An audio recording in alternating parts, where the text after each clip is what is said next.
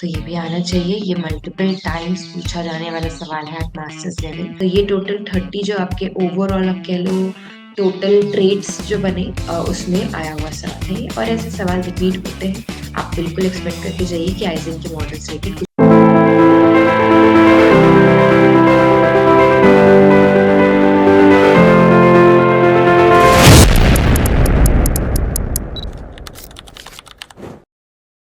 Hi everyone and welcome to Power Within Psychology's YouTube channel.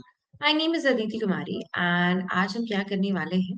आज हम PYQ solve करने वाले हैं कुछ past year question CVT PG level के जो कि इससे पहले CVT PG में या CVT PG से इससे पहले जो आपके इंडिविजुअल एंट्रेंसेस होते थे जैसे डीवीटी होता था इनमें जो एग्जाम्स में जो क्वेश्चंस पूछे जा चुके हैं रिलेटेड टू पर्सनालिटी इनके पीवाईक्यूज आज हम सॉल्व करने वाले हैं तो डेफिनेटली आज की वीडियो काफी इंपॉर्टेंट बन जाती है जब आप किसी भी एग्जाम की प्रिपरेशन कर रहे हो उसके पीवाईक्यू सॉल्व करना इज डेफिनेटली वेरी इंपॉर्टेंट ये तो गोज विदाउट सेइंग एंड बस इसीलिए आज हम पर्सनालिटी यूनिट के पीवाईक्यू सॉल्व करने वाले हैं कुछ पास्ट ईयर क्वेश्चंस आज हम सॉल्व करेंगे सीयूईटी पीजी लेवल के दैट इज आपके मास्टर्स के जितने भी एंट्रेंसेस होते हैं उनमें आप इन तरीके के सवाल देख सकते हैं ये आपके पास्ट ईयर क्वेश्चंस ही हैं तो before we get into our today's topic before we talk about personality PYQs थोड़ी सी बात कर लेते हैं बिल्कुल फटाफट पावर इन साइकोलॉजी की तो हमारा नया बैच आ रहा है ब्रह्मास्त्र बैच ये यूजीसी नेट जेआरएफ के लिए है इन केस यहाँ कोई ऐसा भी बच्चा है जो कि आगे अभी यूजीसी नेट जेआरएफ को टारगेट कर रहे हो तो उनके लिए गुड न्यूज न्यू बैच शुरू हो रही है ब्रह्मास्त्र क्विक रिवीजन बैच रहेगी जहाँ पे आपका पूरा सिलेबस का आपका कवरेज कराया जाएगा पेपर 1 पेपर 2 का इस पे 50 से भी ज्यादा लाइव मॉक टेस्ट आपको प्रैक्टिस कराए जाएंगे किसी भी एग्जाम के लिए मॉक टेस्ट सॉल्व करना बिकम्स वेरी इंपॉर्टेंट बिना क्वेश्चंस लगाए आपको भी नहीं पता चलता कि आप कहाँ पे हैं किस ग्रोथ पे हैं किस स्पीड पे हैं एंड आगे इवैल्यूएट करने के लिए भी आपकी परफॉर्मेंस को मॉक टेस्ट बहुत जरूरी हो जाते हैं तो 50 प्लस लाइव मॉक टेस्ट आपको कराए जाएंगे 50 से भी ज्यादा एंड पूरा पूरा रिविजन आपको आपका आपके कंटेंट का पेपर 1 एंड पेपर 2 दोनों का ही मिलेगा ऐसा नहीं कि साइकोलॉजी करा के बाकी छोड़ दिया नहीं दोनों चीजें सब फुल ऑन कवरेज आपको प्रोवाइड कराई जाएगी रिविजन की ओके तो ये बैच हमारी नवंबर में शुरू हो रही है 1 नवंबर से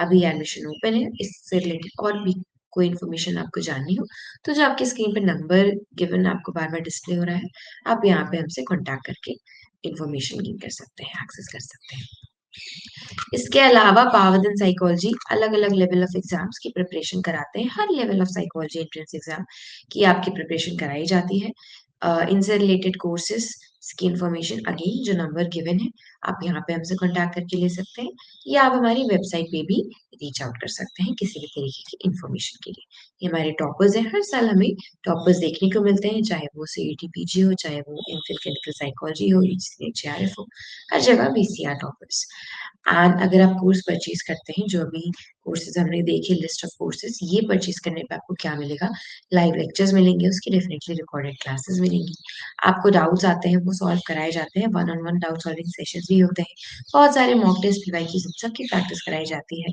अगर आप किसी इंटरव्यू के लिए क्वालिफाई करते हैं तो उस इंटरव्यू की भी पूरी पूरी प्रिपरेशन पावर एंड साइकोलॉजी करवाते हैं इसके अलावा हमारी ऐप भी अवेलेबल है प्ले स्टोर पे ऐप स्टोर पे दोनों में ही आप फ्री में डाउनलोड कर सकते हैं इसमें फ्री में आपको कंटेंट भी मिल जाएगा कुछ वीडियो लेक्चर्स और क्वेश्चंस टू प्रैक्टिस तो आप बिल्कुल जरूर ट्राई करें and now we'll come to our today's topic PYQ solve करने वाले हैं पर्सनालिटी के तो पहला PYQ Hans Eysenck's model of psychopathology provides a scheme of classification of personality under 3 dimensions.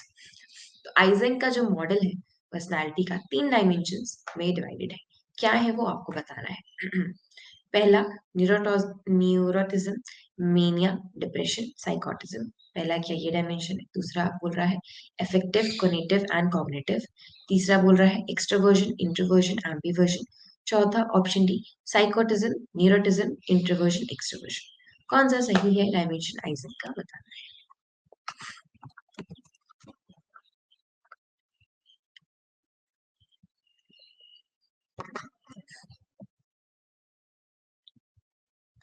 तो यहाँ पे राइट आंसर आई होप आपको आया हो सही पता हो एंड प्लीज इसको सॉल्व करिएगा ताकि आपको पता चले कि आप कहाँ पे हैं, किस लेवल पे हैं, क्या आता है नहीं आता है। राइट आंसर यहाँ पे ऑप्शन डी है। डी। आइजन का जो मॉडल है पर्सनालिटी का, वहां पे उन्होंने साइकोटिज्म versus sociability, neuroticism versus stability, extroversion and introversion, ये डायमेंशंस इन्होंने तीन आइडेंटिफाई करे हैं, बताए हैं। बाकी कोई आइजन का नहीं है। ऑप्शन डी ही आपका यहाँ राइट आंसर है। पीवाई की है ये, आपका जब डीयूईटी एग्जाम होता था उसमें आया हुआ सवाल है ये, और ऐसे सवाल रिपीट होते हैं। आप बिल्कुल एक्सपेक्ट करके जाइए कि आइजन के मॉडल से रिलेटेड कुछ ना कुछ आपको देखने मिलेगा, आता है। Okay, next question. Two. The behavioral tendencies which we describe as propensities to behave in a consistent and distinctive style are called what? हमारी behavioral tendencies जो होती हैं, जो consistent होती हैं, ये क्या कहलाती हैं? Attitude, trait, attribute, body language.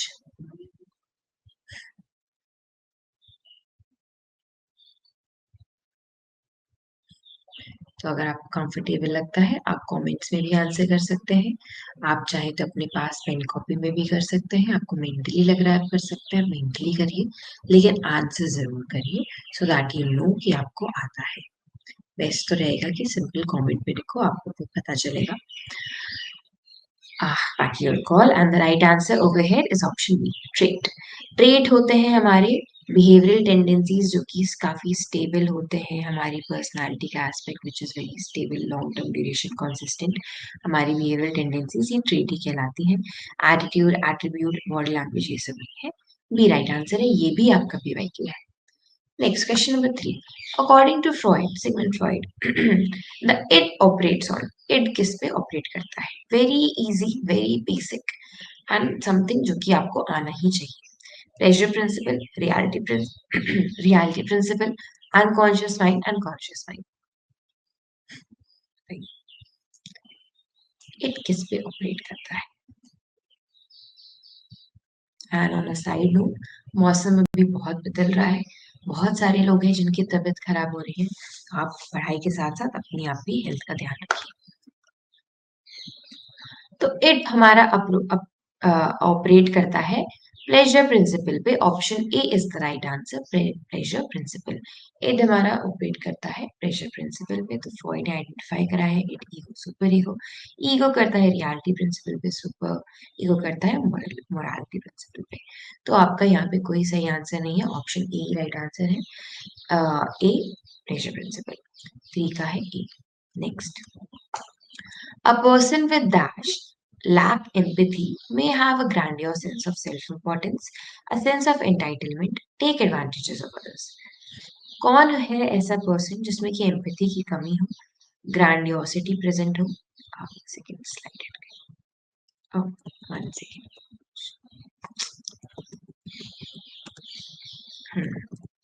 Give me one moment. Some technical. Now we're fine. Yes. कौन सा ऐसा पर्सन है जिनमें एम्पैथी की कमी हो? For some reason my pen is not working. ये क्यों हुआ? One second. हाँ, एम्पैथी की कमी हो, सेंस ऑफ ग्रैंडियोसिटी हो, सेल्फ इम्पोर्टेंस हो, एंटाइटलमेंट हो और दूसरों की एडवांटेज ले। कौन सा ऐसा पर्सन है? Narcissistic personality disorder, histrionic personality disorder, avoidant personality disorder या एंटी सोशल पर्सनालिटी डिसऑर्डर? किस पर्सनालिटी डिसऑर्डर में ऐसा देखने मिलेगा?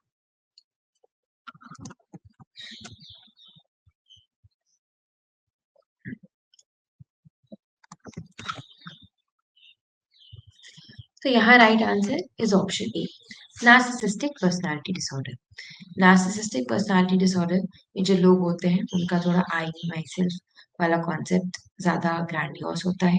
उनको ऐसे थॉट्स आना कि उनको एक दिन सक्सेस, बहुत ज्यादा सक्सेस गारंटीड है, मुझे मिलियनर बिलियनर, मैंने ऐसे सपने देखते हैं वो। हर एस्पेक्ट ऑफ लाइफ में बाकियों से ज़्यादा बेटर है, सेंस ऑफ सेल्फ इम्पोर्टेंस बहुत ज़्यादा है, सेल्फ एस्टीम बहुत ज़्यादा इन्फ्लेटेड है यहाँ पे।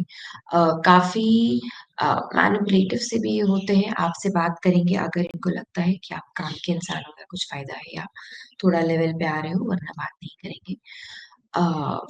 क्रिटिसिज्म, नेगेटिव फीडबैक नहीं लेते हैं ये अच्छे से। ये आपके नार्सिसिस्टिक पर्सनालिटी डिसऑर्डर वाले लोग होते हैं, यही आंसर है। हिस्ट्रॉनिक नहीं, हिस्ट्रॉनिक जो है ये थोड़े ड्रामा किंग्स, ड्रामा क्वींस होते हैं।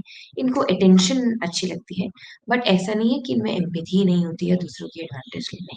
ये वो नहीं करेंगे, इनको बस अटेंशन चाहिए होती है। ये दूसरों की एडवांटेज लेने वाला नार्सिसिस्टिक नहीं दिखेगा।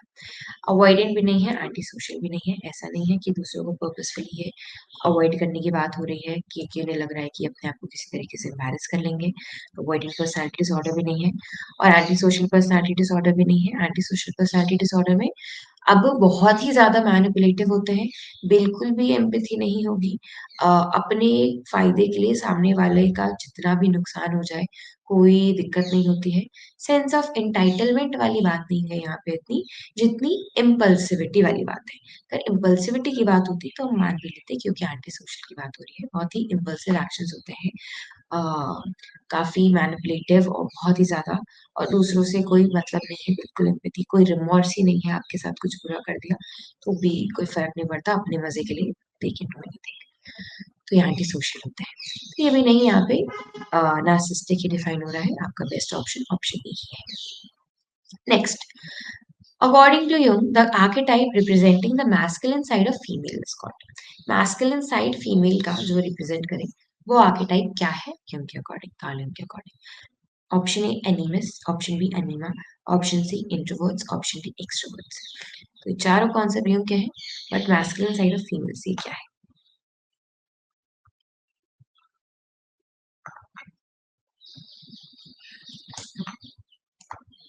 तो ये भी आना चाहिए, ये मल्टीपल टाइम्स पूछा जाने वाला सवाल है at masters level. The right answer is animus. Masculine side female का इज एनिमस और फेमिनिन साइड मेल का इज एनिमा। तो ये दोनों के बारे में ही आपको पता होना ही चाहिए, और देयरफॉर ये आपका आंसर है। इंट्रोवर्ट एक्सट्रोवर्ट इनकी भी बात यूं ने करी है, बल्कि सवाल ये नहीं पूछा, सवाल masculine side of female is एनिमस, ये आपका राइट आंसर है। Okay, next question number 6. In your personality inventory, the new personality inventory consists of the following number of facets. तो न्यू पर्सनालिटी इन्वेंट्री है मैकलेन कोस्टा की। इस पे कितने facets हैं आपसे पूछा है? 25, 30, 35, 40, 25, 30, 25, 40, कितने हैं बताइए? ये भी PYQ है। This is also a past year question.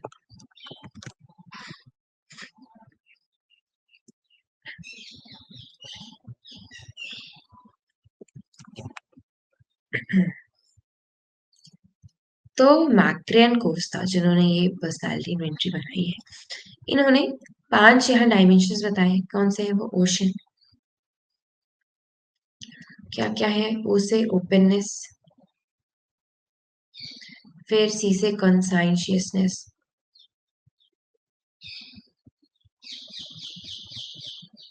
फिर क्या है? एक्सट्रोवर्जन, फिर क्या है? Agreeableness, okay, and then last में you have neuroticism. ओके, अब ये 5 हमारे पास डायमेंशन जो इन्होंने बताए हैं, इस सब के अंदर अंदर 6 सब डायमेंशन कह लो आप दिए गए सबके अंदर, कि मतलब ओपननेस को कैटेगराइज करने के लिए कोई 6 चीजें हैं यहाँ पे आती हैं। तो तीन 6 चीजें, कॉन्साइंशनेस में भी 6, एक्सट्रोवर्जन में भी 6, एग्रीबलनेस में भी 6, न्यूरोटिज्म में भी 6। तो सबके अंदर ऐसे 6 सब डायमेंशन कह लो आप है। तो टोटल 5 मेजर डायमेंशन और उन सबके अंदर 6 इंडिविजुअल चीजें। तो टोटल कितने हो गए? टोटल 30 हो गए। 5 6 30। तो ये टोटल 30 जो आपके ओवरऑल आप कह लो टोटल ट्रेट्स जो बने, ये आपके फैसेट्स कहलाते हैं। ये फैसेट टर्म भी मैक्रे कोस्टा ने ही कॉइन करा है, इन्वेंट्री भी उन्होंने दी। और हाँ, तो न्यूपीआई में देयरफॉर कितने टोटल फैसेट्स है? 30। तो राइट आंसर इज 30।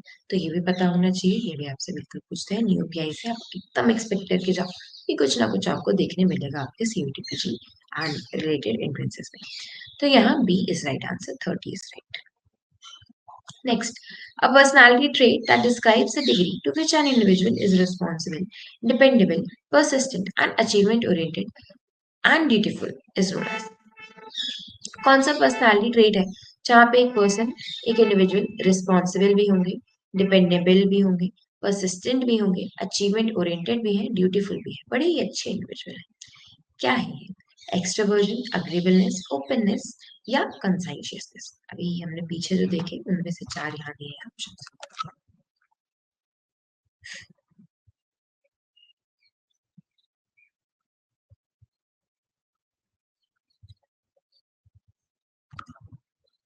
तो आई होप आपको इसका आंसर पता चला होगा। The right answer is option D, consciousness. तो क्या पूछ रहा है यहाँ पे? ऐसे लोग जो रिस्पॉन्सिबल हैं, जो बेसिकली पंक्चुअल लोग हैं, अचीवमेंट ओरिएंटेड ड्यूटीफुल लोग, ये पंक्चुअलिटी हमें कंसाइशियसनेस में ही देखने को मिलती है। तो that is your right answer, option D ही यहाँ पे द ओनली राइट आंसर है। एक्सट्रोवर्जन ये आउटगोइंग लोग होते हैं, एडवेंचरस लोग होते हैं, एक सोशल लोग वो होते हैं एक्सट्रोवर्ट, इसकी बात नहीं हो रही है। एग्रीएबलनेस जो कि बाकियों से ज्यादा कॉन्फ्लिक्ट में नहीं रहते, अगर कोई हाई है एग्रीएबलनेस में तो अपने ओपिनियंस बहुत ज्यादा नहीं रख रहे हैं, बाकियों से बनती है एग्रीड एग्रीएबलनेस। ओपननेस जो कि रिस्क टेकिंग तरीके के लोग हैं, एडवेंचरस रिस्क टेकिंग, नई चीजें ट्राई करना है, चेंज पसंद कर रहे हैं, जो ओपननेस में आए होंगे उनमें हमें ऐसी चीजें देखी होंगी। And conscientiousness, right answer जो punctuality, punctual, achievement oriented, dutiful लोग हैं, डी यहाँ राइट आंसर है। अगला question number 8, excessive competitive drive even when it is unnecessary is observed in which of the following types of personality। बहुत ही ज्यादा competitive है, unnecessary, जरूरत है भी नहीं फिर भी कंपटीशन लगा रखा है, किस में हम देखेंगे? टाइप ए में, टाइप बी में, टाइप सी में, टाइप डी में? बताइए। बहुत ही कॉम्पिटेटिव।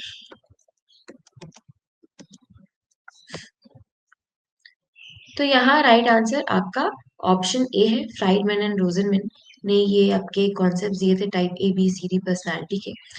एंड टाइप ए होते हैं जो कि काफी कॉम्पिटिटिव होते हैं, काफी चीजें इनको, वो फास्ट एंड फ्यूरियस वाली एजेस है इनकी, that is your type A, जो कि हार्ट डिजीजेस के भी रिस्क पे रहते हैं। टाइप बी होते हैं जो कि कुछ ज्यादा ही पेशेंट, कुछ ज्यादा ही रिलैक्स, देयरफॉर थोड़े बॉर्डर लाइन लेजी टाइप के लोग हैं, तो ये नहीं है। टाइप सी ये काफी परफेक्शनिस्ट बोलो, छोटी छोटी डिटेल पे ध्यान देना और काफी रिजर्व तरीके के लोग होते हैं टाइप सी वाले। एंड टाइप डी ये एंग्शियस डिप्रेस टाइप होते हैं, तो ये भी नहीं है। आपका राइट आंसर यहाँ पे ऑप्शन ए ही है, A is your right answer. Okay, and इसी के साथ we are done for the day. हमने इतने पीवाईक्यूज करे, आप कमेंट करके जरूर बताना आपके कितने सही हुए नहीं हुए। एंड कोई डाउट आता है तो please please do let me know, या कोई सजेशन है आपके पास कि इस टॉपिक पे वीडियो करनी है, ये वाले पीवाईक्यूज करने हैं, तो वो भी जरूर कमेंट करके बताएं। वीडियो अच्छी लगी हो अगर तो please do like and subscribe to our channel and do share your feedback. कुछ नहीं पसंद आया तो वो भी कमेंट करके बताएं। And yes, thank you so much once again for joining in and watching this video so far.